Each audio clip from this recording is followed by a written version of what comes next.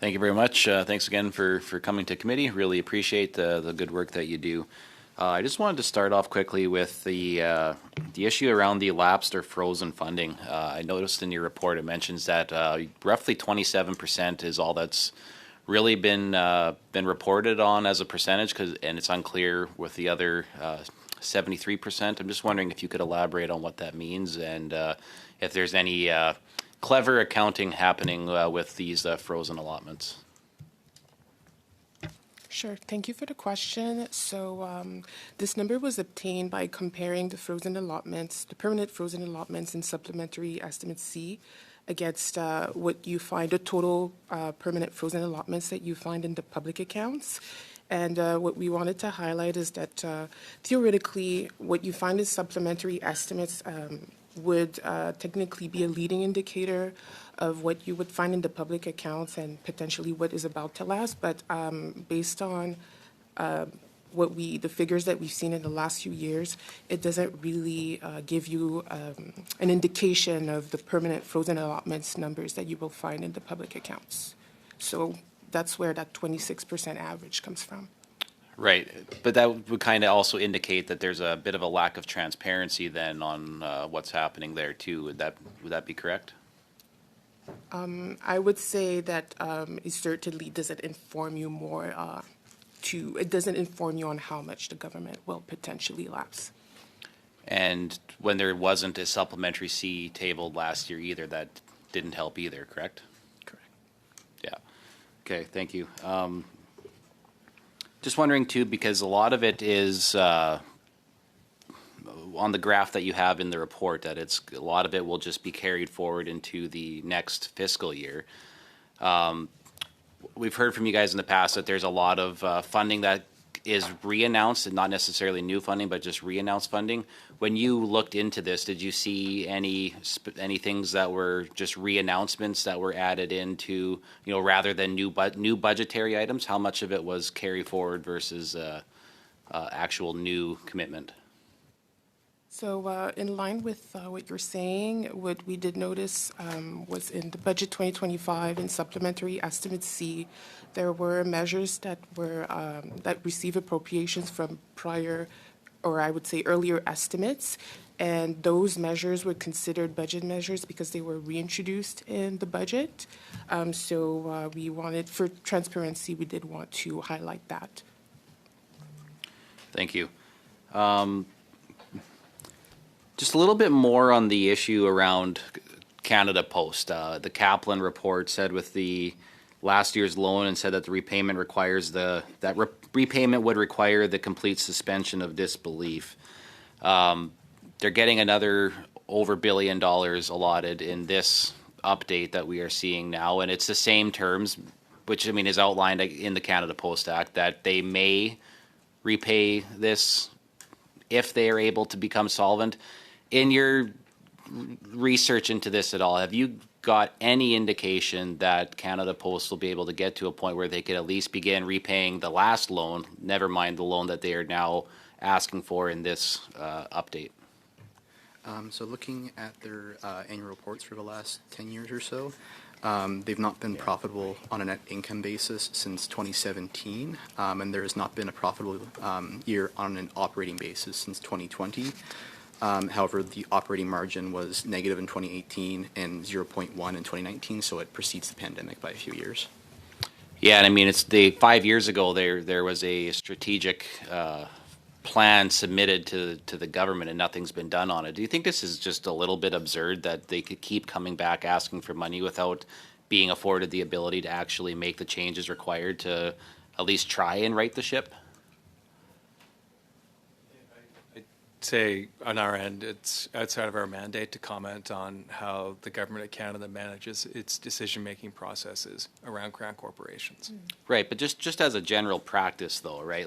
I understand that you're not going to get into the weeds on it, and I do appreciate that. But just when we look at how taxpayers' money is being spent, they are repayable loans, but there's basically an opt-out that there's no incentive really to repay it. And I think that's the problem that Canadians are seeing with this, is they can keep coming back every year, $1 billion, $1 billion, $1 billion. they're not given the ability to make the changes, and this keeps happening over and over again. Is that not problematic? Sorry to interrupt you. There's no time left for a response, so perhaps we can get back to Mr. Patzer next time. Thanks again. Mr. Jakes, can you just explain to people who will be watching here today the difference between the $5.4 billion that's voted in the subs versus the $7.8 billion in frozen allotments? Because obviously the frozen allotments aren't showing up what's in this, the voted total of the subs. So can you just explain a little bit more how that works? Sure.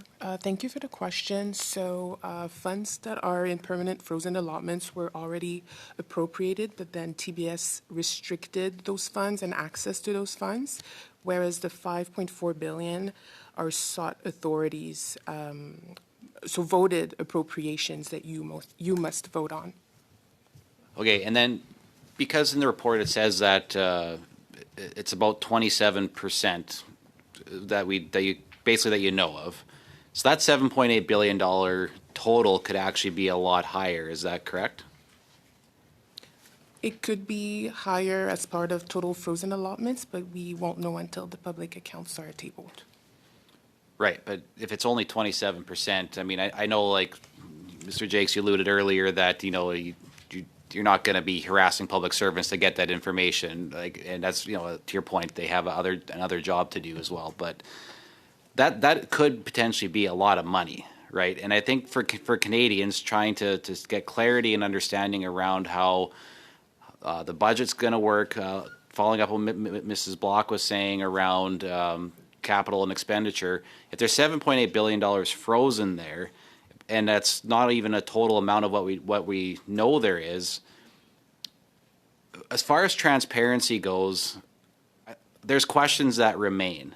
So. Is this a standard practice? Is this something that's advised to try to not do, or is this just like a widely accepted practice that money can just be shuffled across departments or frozen and bumped year over year? Because we hear a lot of reannouncements. We hear a lot of, again, funding announcements that are, again, it's a reannouncement of old funding and old funding and old funding. That's a regular thing that happens, and yet we see the $7.8 billion in frozen allotments.